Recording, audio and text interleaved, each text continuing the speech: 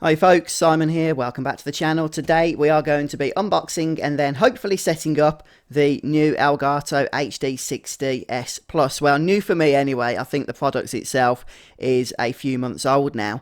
Now this is one of the top Elgato models, not the best. There is a model that does full 4K all round. This one does 4K 60 frames per second pass through, but also does record in 4K up to 30 frames per second, though I'm going to be using this mostly for streaming at 1080p. Now, the thing is, this is obviously an external device. I do have an Elgato 4K 60 Pro, which is the PCI Express variant, but that's in my main PC. I needed something so that I could stream from my laptop here, which is where this device is going to come into play. Now, what we're going to be doing is going for the unboxing here, and then I'm actually going to try and set the whole thing up on the laptop to see if we can get any success with it. So let's go ahead now and start with the unboxing. So on the front here, we've got the 4K 60 HDR pass-through, 1080p 60 HDR capture. Yeah, I mean, that's a nice feature. I don't think I'll ever be capturing in HR, at least not for the foreseeable future, mostly because of the fact that then I believe that means that my audience would have to actually have HDR displays themselves in order to not get washed out colours, which is the problem if you try and view HDR content without having an HDR display. USB 3.0 interface. Now this does have a USB-C cable, so you do need to have USB-C support either through your PC directly or through a hub, and then you get the instant game view, which means that you can watch what it is that you're playing on through the pass-through without any lag, which is always nice. And then we get a little bit of information about the various ports on the back of the box here, but we'll see that in the flesh as we go ahead and open things up here. So I feel like a surgeon. Let's go ahead and take out the beautiful blue Elgato box. Trying to do this while stretched behind the camera here. This is a skill I do need to practice with, this whole unboxing thing. It's a little bit more complicated than you'd expect, actually. Right then, there we go. So we've got the Elgato logo, and inside here, dum-da-dum-da-dum, yay, there we have the Elgato device and cables, and we get the instructions there on the left hand side of the box telling us how to connect things. So let's have a look at the device first of all, and this is actually a lot smaller in person than I was expecting after having seen videos and photos of it myself. I haven't actually had the HD60 S non-plus version to compare it to, so this is the first time I've seen this kind of device. And on the back, seems like they printed the sticker on upside down, perhaps. Well, not to worry. This is actually rubber, so should get a good grip on your desk or wherever you plonk this thing down. And then if we turn it back around again, then if we look at the sides, we can see we've got the HDMI out, and on the other side, try and show you these here. There we go. So we've got the HDMI import, so this is what's coming from your console or the device you're wanting to record from.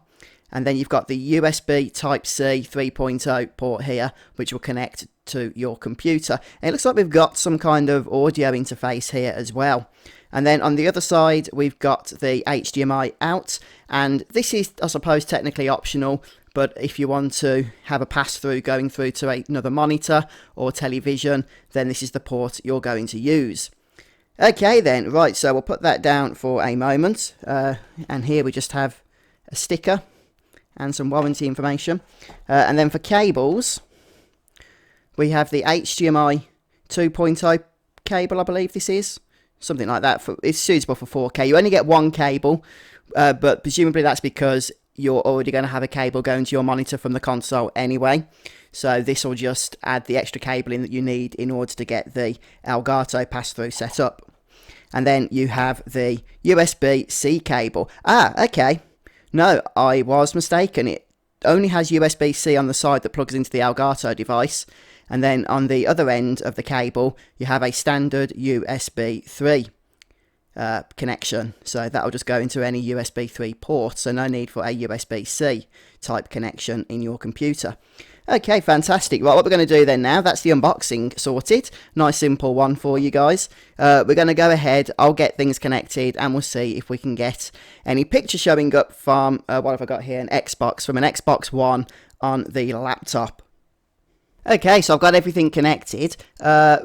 very quickly anyway. So what I've got is the USB cable going from the device into my laptop, and I've got the HDMI in coming in from the HDMI out port on the Xbox. Now I'm not going to a monitor, so I'm not doing the pass-through right now for the purposes of this setup, but I'm going to go ahead now and just move the camera down to the laptop so that you can see the screen. Okay, well, I apologise for the angle here. I am using limited space, but I can see that I've just loaded up Streamlabs OBS, and having set the Elgato Capture card or device as a source here, it's come straight up, so there's no drivers required to be installed in any way, shape or form if you're on Windows 10. I'm not sure about Mac. This does function with the Mac, absolutely, but I don't know if you have to download the Elgato software at all. I haven't right now, so this is just the standard Streamlabs software.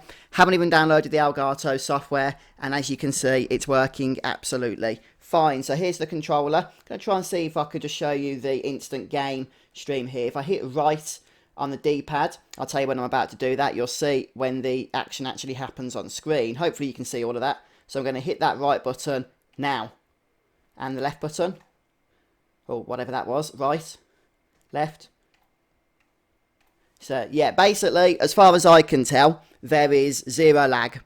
As soon as I click a button on the Xbox controller, that action actually happens on the screen immediately at the same time. At least it feels that way. So yeah, like I say, you know, you might not even need to set up the pass-through to go through to a second monitor. But if you do, then don't forget you have the option to have that pass-through go through at full 4K in HDR, and then still record or stream at 1080p, not in HDR, which is a fantastic feature of this particular device. So that's certainly something I'm going to be using there. But anyway, guys, there we have it then. That is the HD60 Plus from Elgato, the new capture device that I'm going to be using as part of my streaming setup. So feel free to stop by, check out my Twitch channel if you want to do so. We do have a laugh over there in the chat. But thanks so much for watching the video. I hope you all have a wonderful day, and I'll see you next time. Bye, everybody.